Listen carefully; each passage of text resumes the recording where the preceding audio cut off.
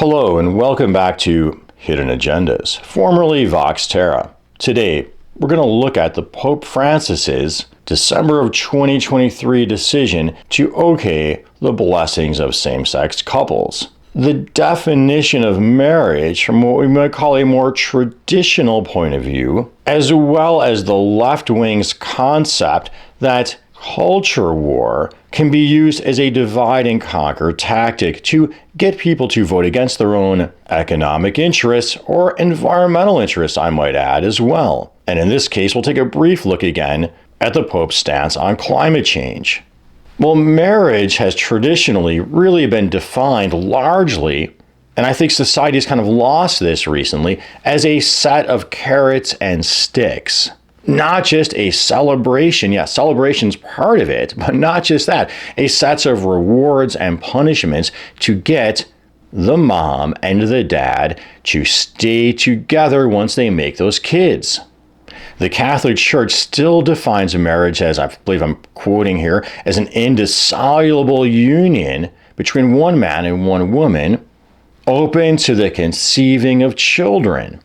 What we have today in our culture is what's called serial monogamy, where it's socially acceptable to marry, divorce, remarry as many times as you want, leaving behind a trail of broken children. Marry someone of the same sex or the opposite sex, it doesn't matter, but you're only doing it one at a time. And within that one at a time context, same-sex marriage, like divorce and remarriage where there's already children from the prior marriage, creates yet another institution that by its very structure excludes a natural parent.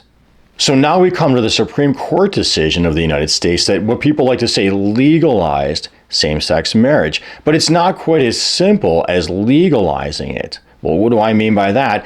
Under constitutional law, as I remember from my constitutional law class, treating people differently based on race, so-called race, has to meet a standard of what's called strict scrutiny, meaning you better have a darn good reason, partner, to treat people differently based on that. Now, when it comes to sex-based, treating people differently based on sex, the standard is called rational scrutiny. It's a lower standard, a lower threshold to meet. An easy example we could all relate to would be take the example of bathrooms. What reason could you possibly have for keeping people of this different races, so-called races, out of the same bathroom? Well, it better be a pretty darn good reason. I'm not hearing one, so you can't do it. But for sex, well, you just give me a rational reason. Well, here's a rational reason. Some people don't want to have boys in a girl's bathroom because they're worried about security. Rational reason, you can have sex-based discrimination. So what the court held here is there is no rational reason to treat the institution of marriage differently based on sex. Well, part of the changing or the undermining of the belief there was a rational reason, I believe, came based on the introduction of civil unions, which preceded same-sex marriage, meaning two people could get what was basically a marriage license, only it wasn't called a marriage, it was called a civil union. So as civil unions became the basis for overturning laws that treated people differently based on sex when it came to marriage, so too do many advocates, I believe, are arguing that the blessing of same-sex couples then becomes a way towards what I've heard them call full sacramental equality within the church, and would eventually create the groundwork of the cultural change for the church to later perform same-sex unions. Because I believe many conservatives or traditionalists believe that the only thing preventing churches like the Catholic Church from being sued for not performing same-sex unions is that the culture hasn't yet shifted enough. But if not performing a same-sex union is a form of constitutionally prohibited discrimination, then I don't see why they aren't up for being sued. And if they lose, they're going to lose their tax-exempt status. Now, this topic of civil unions is a good segue to the topic of culture war as a way to get people to vote against their own interests. Meaning, hey, you're really worried about protecting marriage and you're not going to see the fact that you don't have good health care, you're getting ripped off by wealthy corporations, there's a deregulated environment exposing you to cancer because you're carcinogens and pumping this biosphere full of greenhouse gases. You're getting tricked into voting against your own interest by these culture war issues. That's the view of the left. And I think what I call the true left. And I think there is some truth in that view. But you could also argue that it's the left itself that's getting sucked into culture war and giving that too much energy and getting pulled away from its core principles. Average people, regardless of where they stand on these culture war issues, would probably think, yeah, the left is more correct on this and vote with them. Okay, so some of the arguments for same-sex marriage, which were solved by civil unions, were based on economic arguments. Economic argument one I often heard was health insurance. You've been with this person for a long time, but because you're not married, they can't get access to your health insurance. Another one was Social Security benefits. You've been with this person for a long time. That person died, and now you can't get access to their Social Security benefits. Well, I've been arguing for some type of a national health care, maybe as long as I've been arguing for climate change. Not as long, but almost. And we're talking decades here.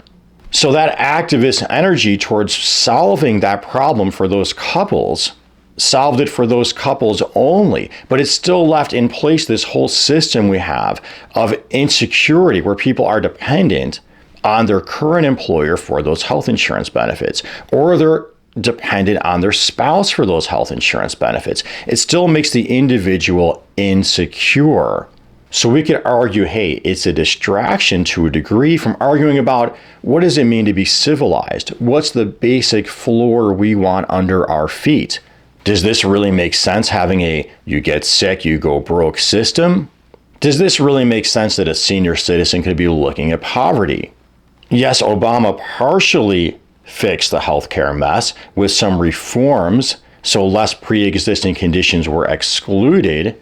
But beyond that, the system is still in place. And what does that system benefit? It benefits the health insurance industry. It benefits the pharmaceutical industry. Well, what about the climate change topic or the environmental topic? There's some similarity but differences. Here what I'm talking about is the Pope wrote a terrific book called Laudato Si, where he just warned us about climate change, but it was really lengthy and kind of maybe almost naive. Like he didn't really realize he's arguing with this paid for denial industry.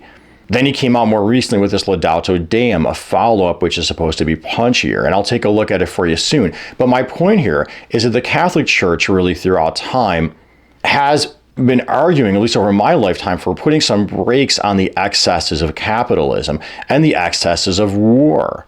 So what I'm concerned about now is as the church seems to be moving in that more socially liberal direction, it lends credence to the false narrative that climate change is really just part of a big woke agenda and a big trick for woke issues, and it has nothing really to do with our environment. Well, that's not true. The climate change issue is all about the scaling back of fossil fuels.